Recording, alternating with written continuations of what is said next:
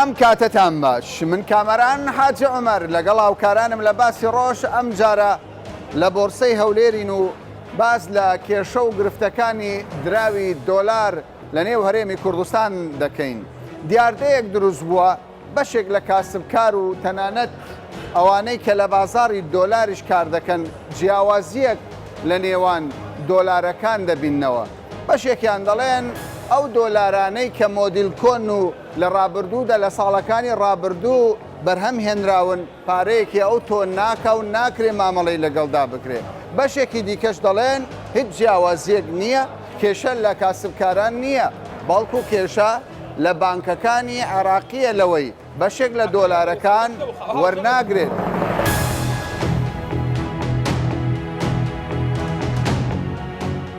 جیاوازی هەیە لە نێو دۆلارەکان؟ هیچ فەرقی نییە لێرە. هیچ فەرق نا وەڵڵی هیچ فەرقی نییە، بەس فەرقەکە خەڵک دروستی کردووە لە دەرەوەی بازار هەیەڵێ سپیم ناوێ سپیم نایە. زۆر کەس تەلەفۆنەکان ڕۆژانە بۆ من ئەڵێ ئەرێ وەرەقەی 2006 و 96 وانە فەرقی هیچ فەرقی نییە. هیچ فەرقی نییە. هەیە زۆر کەس لە کۆگاکان یعنی بە 2000 کەمتر دەڵێ 3000 کەمتر. خەڵک چۆن دروست دەکات؟ لە خۆیەوە دروست دەکات؟ چۆن یعنی؟ خەڵک لە خۆیەوە فەرقە دروست دەکات؟ ئەو فەرقە خۆی خەتای بانقە. بانقە هەمووی بانق. ئەگە بانقە بانق چ کێشەیە؟ بانق بە هەمووی وەربگرێ خۆی ساچی دەفتەرێکی بێتە بانق.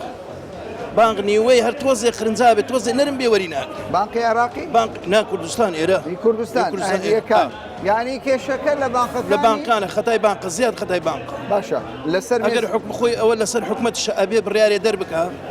یعنی هیچ فەرقی نییە و هەموو کەس بۆی هەیە وەری ئەوەی وەری ناکرێ. چەندە فەرقەکە چەندە؟ هیچ فەرقی نییە لا ئێمە هیچ بە فەرق وەری ناکرێ. یعنی یەکسەر وەردەگرین. ئێمە عەلانەکی هەر وەرەقەیەک سپی و شین بە 100 دینار کەمتر وەریەگرین 50 دینار بەس نەدڕابێ. بەس دڕان تێبی پێوە نەبێ هیچ ئێستا لە بۆرسەی هەولێر کێشەمان نییە. هیچ کێشە هەر کەسێک بێ پارە بێنێ تۆ لێ وەردەگرێ. بەڵێ وانە؟ بەڵێ بەس ئەو فەرقە لە دەرەوەی بازار دروستیان کردو خەڵک. بەڵێ ئەی حکومەت لە چێوەیە؟ وەڵای حکومەت دەنگ ناکە. دەنگ ناکە. ئێستا ئەگەر حکومەت بڵێ یعنی سەیکە ئاسایش بە یا حکومەت بڵێ هەر کەسێ وەری ناگرێت ڕقم تەلەفۆنمان بۆ بکە و چێ وەری ناگرێت ئێتر بیگرێ بزانە شتوە دروست نابێت. ئەوە سپیەکەیە؟ بەڵێ باشە ئەو سپیە لە بانقی ئەمریکی دەرنەچووە معتەریف نییە؟ هەموو لە تورکیایشی پێ ناکرێت؟ هەموو دنیایشی پێ دەکات. وڵاتانی دنیا باشە ئەو جیاوازێ لە چیەوە دروست بووە؟ ڕابکە بەس لە کوردستانی خۆمان بریلۆش لە جنوب ئێستا فەرقیە شینەکان لە خوان دەجێڕنەوە سپیەکان ڕەوانی هەرمی کوردستان یعنی ئەو دیاردەیە لە ناو خۆمان دروست لە ناو خۆمان دروست بووە. لە ناو خۆمان دروست بووە. بەڵێ ئێستا من زۆر کەسێ مشتریە ئامادەی میسان ئەوەی بە 20 ڕوبعی ناوی ئەوەی بە 20 نیوی دەیوێت. یعنی 250 زیاتر زۆر کەسی شەیە بە دەفتەر دێ بیساندنی کاکە ها ئەو دەفتەرم لۆ گۆڕم 25,000تان بدەمێ ینی ئەو شتە شەیە. باشە لە دروستکردنی ئەو سەر ئێشەیە پارەیەکی ئەسلی باوەڕ پێکراو لە بانقەکانی هەموو دنیایش پێ دەکرێت بەڵام لە 3 پارێزگای هەرێمی کوردستان 4 پارێزگا ینی کاری پێ دەکرێت بەس هەرزانترە. ئەمە چییە مەموز؟ ئەمە هەمووی باغ دروستی دەکات دووەمیش هەیەکە لە عەرە بە زۆری ئەو سوختیان بەکاری نایە دەرێن هۆزارە سپی مەرغوب بوو دامو شینی وەرناگرین کە شینەکەش هاتە بازار ئێستا کە بوویتە شینەکە سپیەکەیان فەرق پێکرد بەلانە بەسێڵەکی تێدا بۆ قازانجە بۆ قانزازێک کە چەند کەسێک دەستکاری دەکاتن لە بەغدای بەشی زۆری ئێستا شینەکانی سپیەکان هەموو ڕەوانی کوردستان کردیە لە جنوب هەمویان ڕەوانی کوردستان کردیە. بەس حکوومەت ئەگە مەقسەدی بیلۆی زۆر ئاسانە. چۆن؟ یعنی باسە چێ فەرقی پێدا کرد خۆ ملت پەیدا نەکردووە خۆ لە دەستەمە دروست نا خەڵک نییە وەڵا حکوومەتە. حکوومەت چۆن؟ حکوومەت دەتوانانی زەخت لە سەبانقە هەلیەکان بکە برێ بە مەجبوری دەبێ وەگرێ ئەگەر تەزویرە باوەری نەگری باقی ئەوە لە بەندەستی خۆیانە فەرقی یۆڕۆ بڕ پێ دەکات. باش یەک دقیقە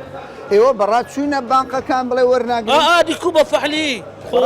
بڕۆ یۆڕۆ 500 لۆ بە یۆڕۆ باشترین یۆڕۆ 500 مەرخوبە دەێتە وەڵا نامانوێ 50 دەدێ وەڵا نامەوێ. عوالاتم هەیە دێتن عوالە وەرەگری دەرە ئیلا شین ئێمەش لەو بازارە هەم بشەکە لە وەرەگرم دەرە مشەکەل مەگرتە وشەکە کابرا جارە عادز دەبێت لەو عاڵەتەی دەرە وەرناگرم باتڵی دەکاتەوە دەرم بۆ دێ دەسمە باق لە باق ئەوی سپیبی لەم زیاد دەکاتەوە بەشی نەکەم لە دێتەوە دەرێ ئەمش دەی بێم لە بازار بە زەرر بیفرۆشمەوە.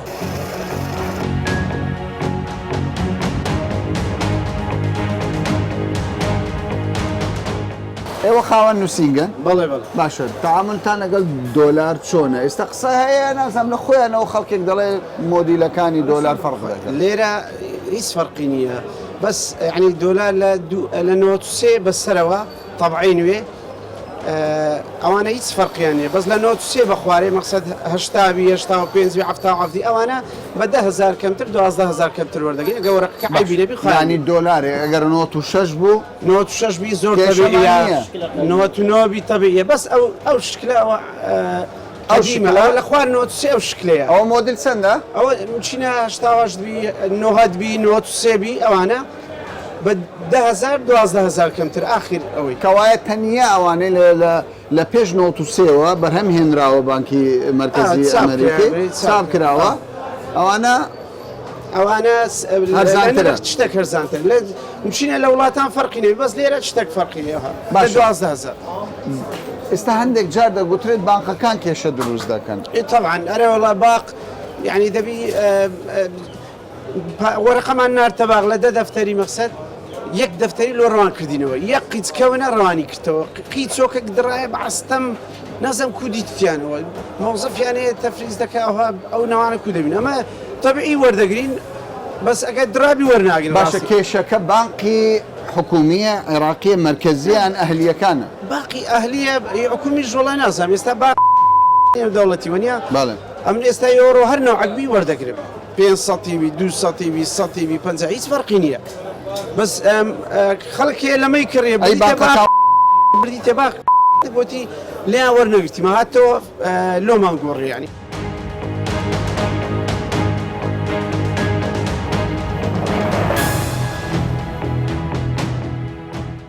ئێستا ئێمە لە بۆرسین بابزین ئەمڕۆ دۆلار گران بووە یاخود هەرزان بووە بەڕاست دۆلار گران بووە یا هەرزان ئەوڕۆ دۆلار تۆزێک جولای بە زۆرە 50 دینار 50 دینار زۆرە دۆلارێ بەڵێ چ زۆرە دۆلارێ دۆلار ئەتیادیە لێرە فەرقی نییە فەرقی نییە تێکڵایە ڕەش سپی فەرقی نییە بەخۆی ئەسڵ فەرق نییە باشە فەرق نییە جەماعەت فەرق نییە بەدڵنیایی فەرق هەمووی شین سپی تێکەڵاو تۆ دەڵێ چی ئەو برادەرە دەڵێ یەک دقیق ئەو برادەرە دەڵێ فەرق نییە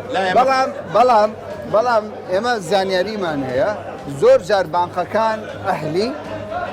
تعامل لەگەڵ دۆلار ناکەن زۆر جار دەڵێن ئەم دۆلارە چاپەکەی کۆنا دەڵێن ئەم دۆلارە دراوە دەڵێن ئەم دۆلارە پیسە وایەوەنی لە بازاڕوانێ باقشوانێ بەس خەڵکێ دەڕا بۆ ئێران دەچێت بۆ تورکیا دۆلار ئەڵ ئیلا شین نەبێ نابێت ئەوێ مەسەلانە لە بازاری کێشەی بەخۆی کابرا مەخ دوو دەفتەری دەکڕێت ئەڵە شین نەبێ نامێت یان لە موسڵ یا لە موسڵ هەڕاتە موسڵ ئەڵە شینم دەوێت باشە یەک دقیقە خزمەت کەم ئەگەر باغ بێت و وەرەقەی کۆن لەمە وەربگرێتەوە وەکو زمانی قەدیم هیچ ئەشکالێ نامێنێ هیچ بانقێک لە کوردستان وەرەقەی کۆن لەمە وەرناگرێتەوە هیچ باقی بە حکومی هیچ باقی وەرەقەی کۆن لە من وەرناگرێتەوە نەتالف نەوەرەقەی کۆن نەپارەی طبع هیچ باقی لەمە وەرناگرێتەوە بەس ئەوە قانونیە ئەم نازانم قانونیە ئێستا دەسمار باقی وەرەقەی کۆنی بدەمەنێ وەرناگرێت لە من وەرناگرێت باقی ڕئیسی حکومی ئەگەر بێت و وابی تالف دەگەرێتەوە لای حکومەت لێم وەرناگرنەوە کێم دەگەی چۆنەیە کەوایە کێشەکە لە باقەکانەوە سەریاندا لە باقەکان پێویستە ئەو پارانە وەربگیرێتە هەیە تالیف تێدا تالیفەکی زۆر دڕای تێپەکی زۆر پێوەیە ئەوە قەید ناکەم بەس هەندێکەیە تەمەشا دەکەی ئەو دۆلارە ماندیە تەمەشا دەکەی قیچەک گەچرایە وەڵا وەرناگیرێتە دەچین لە چێن دەرێت مندووبەکانی شەریکەکان مندووبەکان دێن دەبەنە بانقی دەرەکاکە ئەمن ئەو وەرەخانە مەدێ وەڵا وەرەقە ماندیە کیچە گەچرایە بانک لە من وەرناگری لە بانک ئەهلیەکان خاستان زۆری ئەهلیەکان ئەگەر بێ و حکوومەتی هەرێن پێویستە یعنی زەخت لەسەر ئەو بانکە ئاهلیانە بکاتن ئەو پارانە وەربگیرێت ئەو پارانەی کە وەرناگیرێت چی بەسەر دێ یەکی بەسەر دێ بە کەمتر بە 15,000 کەمتر وەرەگیرێت لە بازار دەمێنێت لە بازار دەمێنێتەوە جێبیست بوومە دەڵێن فرتوفێڵێکەیە خەڵکانێک چەند نووسنگەیەک دانەوەی قیمەتی ئەو وەرەقەیە بین نەخوارێ دەینێرنە دەرەوە قازانجەکە دەخەنە جیفانیان ئەمە ڕاستە یان ڕاست نییە محتەمەلە ئەو قسەیە وا بێتن ڕاستە یان هەندێک مەکتەبێ وەرەقەشین و ئەوە زەردەکە لێ زودا دەکەنەوە دەفرۆشن لە شارەکان مووس و بەغداوانە بە 50 ناگرانتر دەدات.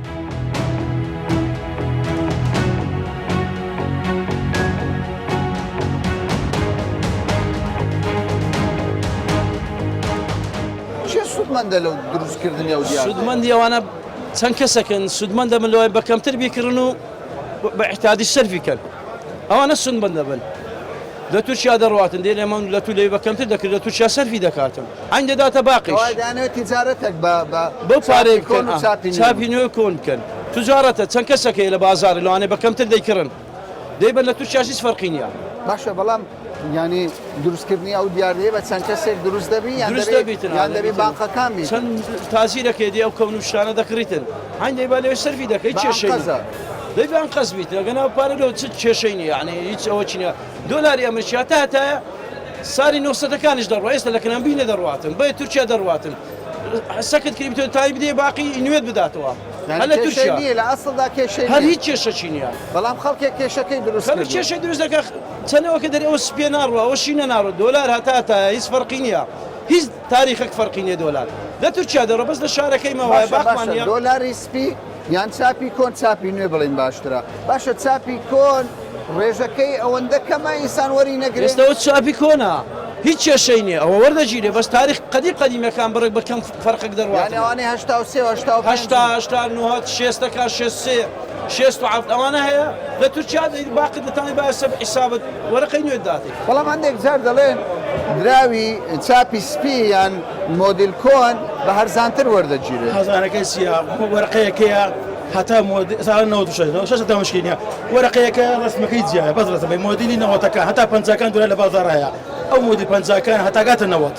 لأن نوت شيء درس تبي نوت الشاش تعرف دي كمان لأن نوت ما نشوف درس تبي تبع نوت الشاش بوصل هيج مشكلة باشا تعاملي بانكا كان أهلي روليان باشا يعني جوان ده أنا كيش درس تعاملي باقي بس تعاملي حوالهم هي ليرة لقينا سينجا هيج مشكلة كيش ثانية باقي مركزي عراقي كيشينية أو هم ورقة كده بازار مش ورقة تبع ورقة كده حتى لا خوش معنوا ورده مشكلة ما عندي ما شاء الله حتى أود قيمة مشكلة نبغى نسوي ورقة من أقوى بازارها واستكشتوا هذا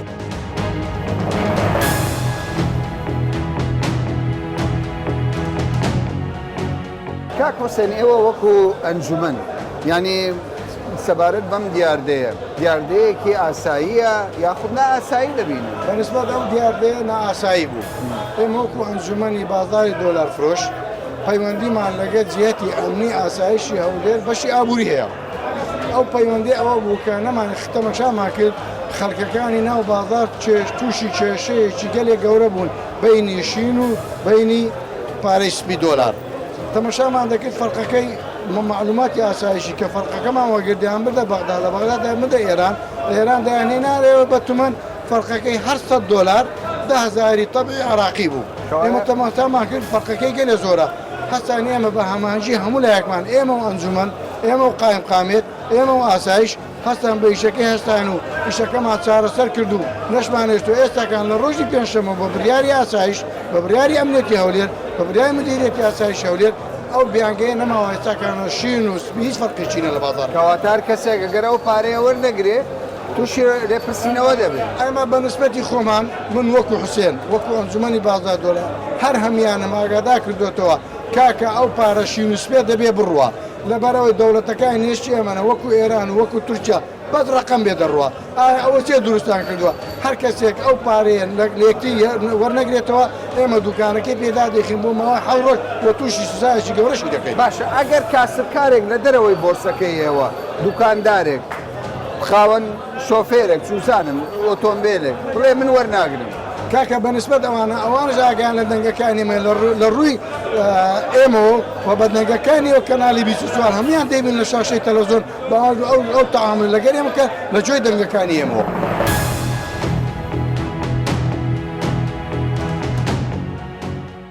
کاکنە بە سەبارەت بەو دیاردەی هەندێک جار کاسبکاران جیاکاری لە نێوان چاپی دۆلاری ئەمریکی دەکەن ئێوە چیتان کردووە بە نیازی چین کە دەڵێن ینی ئەم دیاردەی تەنیا لە هەرێمی کوردستان بەخۆی هیچ بڕیارێکی فەرمینیە لە هیچ لایەنێک کە ئەو پارێ کۆنەی باولێنە و دۆلارە ئەمریکیە کۆنەی کە هەیە لە بازارەکان وەرنەگیرێ یاخود جیاوازی پێ بکرێتن ئێستامە لە ئەنجومەنی باڵێن دۆلار فرۆشەکان بڕیاری خۆیان داوە کەوا هەر شوێنێک پابند نەبی لە ناو بۆرسەی هەولێر یاگەر جیاوازی بکاتن لە نێوان ئەو دوو پارەیە بابلێن ئەوەی بە لە ناو بازار پێی دەرێن کەسک و سپیەکە ئەوە ئیجرعاتی لەگەڵ دەکرێت هەر کاسبکارێکی یاخود هەر دوکاندارێک ئەگەر ئێمە بزانین لە ناو هەولێر کە وای کردووە ئەو بەدڵنیاییەوە بە دوواداچوونی بۆ دەکەین و لێپێچینەوەشی لەگەڵ دەکەین پێویستە هاوڵاتیش وریابیتن ئەو جۆرە حاڵەتانی ئەگەر بەدی کرد ئاگدارمان بکاتەوە بۆیە شتێکی نایاسایی ئەگە هەر کەسێک جیاوازی لە نێوان ئەو دوو پارەیە کرد دۆلاری با بڵێن کۆن و ئەو طبعا وێ باش ئێمە بە دوواداچوونمان کردووە لە تەواوی دنیا مامەڵە بەو دراوە دەکرێت هیچ جیاوازیەکی ژنیە تەنیا چەند کەسانێک لە چەند نووسنگەیەک دەڵێن کاکامە چاپی کۆنە ئەوە باشترە ئەوە خراپترە چەند لە دەیانەوێت پارەکە وەردەگرن بەڵام جیاوازێکی لێ دروست دەکەن ینی پێت وایە خەڵکانێک ئەوانە دەبێت لێ پرسینەوەی لەگەڵدا بکرێت بەخۆی پێویستە لێ پێچینەوەیان لەگەڵ بکرێتن هەروەها ئەوەی گرینگە ناو بۆرسا لە بۆرسا ئەگەر ئەو جیاوازیە نەمینە ڕنگدانەوەی دەبی لۆ ناو بازارەکانیش خەڵک ئەو کاتی دەتوانێت بچی پارەکەی خۆی لە بۆرسا و خورد بکاتەوە و کە ئەو جیاوازی لێنێ ماوەی 3 ڕۆژ دەبیتن ئەو بڕیارە دەرچوە لەوێ مەش بە دوواداچوون قسەمان لەگەڵیان کردووە جەختمان لەوە کردوتەوە کەوا بە دوواداچوونی ورد بۆ هەموو شوێنەکان بکەن ئەگەر هەر شوێنێک لە بۆرسا ئەو جیاوازیەی کرد ئەوە ئیجراعاتی لەگەڵوە دەگیرێت کەوایە ئێوە وەکو قامێت وەکو یەکەی ئیدارەی هەولێر بە هیچ شێوەکەەوە قبول ناکەن طبعا هەر شتێک نایاسایبی جێگای قبولکردن نیە هەر شتێکیش نایاسایبی هەر ڕفتارێک یاخود هەر کارێک کە هەر کەسێک گەنجامی بداتن پێویستە لە سەرێمە بە دوواداچوونی و بۆ بکەین ئەگەر زەرەر لە بەرژەوەندی هاوڵاتیان بدە باشە کاک نەبەس بەڵام هەندێک جار لە کاسبکارەکان دەڵێ کێشە لە ئێمە نییە حەز دەکەی بە چەندین دەفتەر ئێمە پارە وەردەگرێت هەرچ مەبلەغێک بێت ڕە هەندێک جار بانکە ئەهلیەکان ئەو کێشەیە دروست دەکەن بەخۆی بانکە ئەهلیەکان بە دڵنیاییەوە چاودێریان لەسەرە مۆڵەتیان وەرگرتووە لەلایەن وەزارەتی داراییەوە لەلایەن بانقی مرکزیەوە بۆیە پێویستە ئەوان ژاگەدار بکرێنەوە لەلایەن وەزارەتەوە یعنی ئەوەی ئەوانش دەکەن نایاسایی ئەگەر بیکەن نایاساییە بە دڵنیاییەوە لەبەرەوەی وەکو باسم کرد هیچ بڕیارێک نییە لە خودی ئەمریکەش ئەو بڕیارە نییە کەوا جیاوازی لە نێوان ئەو دوو پارەیە بکرێت بەڵام ئەو پارەیە ماوەی چەند ساڵێکە چاپ ناکرێتن کە چاپ ناکرێت وردە وردە لە بازارەکان کەم دەبێتەوە ئێستاش ئەگەر ببینین زۆر کەم بوویتەوە ئەو پارە کۆنە لەگەڵ پارە نوێیەکە پێویستە هەموو کەسێکیش بە دوواداچوونی خۆی بکاتن هەموو لایەنە فەرمیەکان ئاسایش پۆلیس ئەنجومەنی بازاڕی باڵێن بۆرسا هەروەها لایەنە داراییەکانی حکوومەتی هەرێمیش پێویستە بە دوواداچوونی خۆیان لەسەر بانکە ئەهلیەکان بکەن باشە بانکە ئەهلیەکان بەدەرن لە لێ پرسینەوە سەبارەت بەم دیاردەیە نەخێر هەر دەستگایەک یاخود هەر کەسێک ئەگەر حکومی بی یاخود ناحکومیش بیکە لە ژێر سێبەری حکوومەتی هەرێم کار بکاتن ئەوە هەموو یاسا و ڕێنماییەکانی حکوومەت دەیگرێتەوە معڕەزیشە لۆ لێ پێچینەوە ئەگەر سەرپێچی ڕێنماییەکان و یاخود یاساکانی حکوومەتی کرد.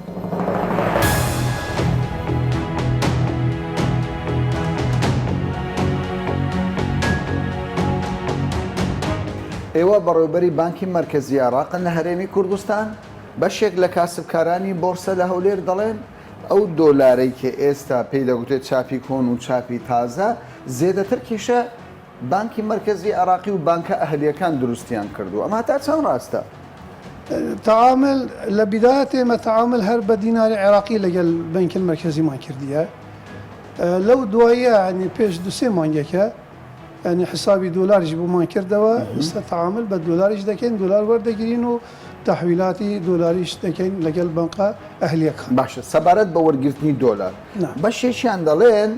ینی بانکی مرکزی دۆلار دەخاتە بازاری هەرێمی کوردستان بەڵام هەر ئەو دۆلاری خۆی دەیخاتە بازار ئامادە نییە وەری بگرێتەوە ئەمە ڕاستە هیچ دۆلارێک مە نایخستێ بازار چونکە ئێمە تعامل پێ ناکەین بانکە ئەهلیەکان وەختێ بینن دەینە لایمە چێمەکردین و فرۆشتنی دۆلار ناکەین ینی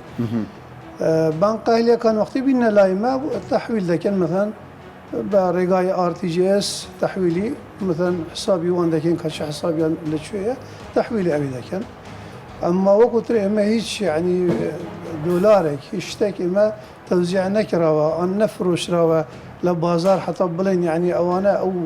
ئەو دۆلارە تەوزیع کراوە و وەرناگەین. ئێوە وەکو بانکی مرکزی عێراقی پێتان ئاساییە لە بازار کاسبکارێک جیاوازی لە نێوان دۆلارێکی چاپی 96 لەگەڵ دۆلارێکی چاپی 2016 بکە؟ کاکە نسبەتی تعلیمات طبعا تعلیماتی بانکی المرکزی العێراقی لە لای وان هیچ جیاوازیەکی نییە لە بینی مثلا چاپی 96 و چاپی 2004 و 2015 و 20 ینی هیچ جیاوازیەک نییە بەڵێ يعني ئەم جیاوازیە وابزانم سەرافەکان ئەم جیاوازیە خستوانە ناو بازاری بەڵام ئەوان دەڵێن باقی هەلی وەرناگرێت آخر يعني احتمال بنجي يعني نجرا ورناجرن بلام يعني ناحية قانوني لازم وربيرن بس شو ورناجرن ناتوان وربيرن اوي دراو بيتن اوي يكون كراو بيتن اوي مثلا شورا بيتن يعني اوي زرري بيني كواي لروي قانونية هيش دولارك بو هيش كسيك نية يعني رفزي بك رفزي بك باقيش وردقري باقي مركزي اراكي باقيش وردقري بيويستا وربقري بيويستا وربقري اگر ورنقري نا قانوني يعني اوانا قانونية بجا اما نظن يعني بو يعني مثلا ورناجرن چونكي اما هيج اشتك بينات يا درنا شويه لبنك المركزي بلين مثلا ام نوع تشابا وردقرين وام نوع تشابا يتر ورناجرين همو تشابا كان كاتش تشابا انا ابي لا ناو بازاري لازم همو يوربقرن بس يعني وكو من اماجن بيداي ئەوی کون کرا بیت ئەوی دڕاو بیت ئەوی باسی ئەوانە ناکەین باشە ئەگەر خاوڵاتیەک بێوێت چەند بڕەپارەیەکی دۆلار لە بانقەکەی ئێوە دابنێ ئێوە تعامل بەم شتانە دەکەن آخر ئێمە تعامل لەگەڵ ئەشخاصمان نییە يعني ئێمە هیچ حسابێک بۆ ئەشخاصی ناکەینەوە بەس حساباتی بانقە ئەهلیەکان بەتەنیا لەگەڵ ئەهلیەکان بەس ئەهلیەکان باشە ئەگەر ئەهلیەکان مامەڵە بە چاپی کۆنی دۆلار نەکەن ئەوانەی بڵێن 96 و 2 پێتان وایە ئەوە لە دەرەوەی قانونە ئەوەش ئەوە خارجی طبعا يعني خارجی قانون دەبێ حکومت لێ پرسینەوە بکە لەسەرەوە تەواو ئەگەر نا زەرەری ئابووری دەبێ چونکی توانی چییە هیچ تعلیماتێک دەرنەچوە بڵێن ئەم چاپە وەردەگرن ئەم چاپە وەرناگرن ئەگەر پاقش بیتن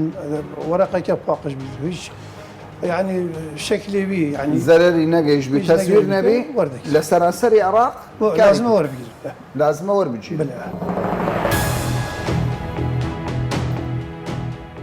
ورنقرتني دراوي دولار شابي كوني أمريكي للايم بانكي ناوندي عراق وحكومتي هرمي كردستان وبهمو شويك رد كريتوا اگر دروست كردني او ديار ديه تنها لهرمي كردستان بيت و بۆ قازانجی چەند کەسانێک بێت کە لە ڕێگایەوە سوودێکی دارایی باش بۆ خۆیان پێی دەگات ئەوە حکوومەتی هەرێمی کوردستان و بانکی ناوەندی عراقی بە توندی ڕەتی دەکەنەوە دەڵێن ئەمە دیاردەیەکە و تەنیا لە هەرێمی کوردستان کاری پێدەکرێت بۆ لە مەودواش هەر کەسێک دراوی دۆلاری ئەمریکی و چاپی کۆن وەرنەگرێت ئەوە پێویستە ڕوبەڕووی لێپرسینەوە ببێتەوە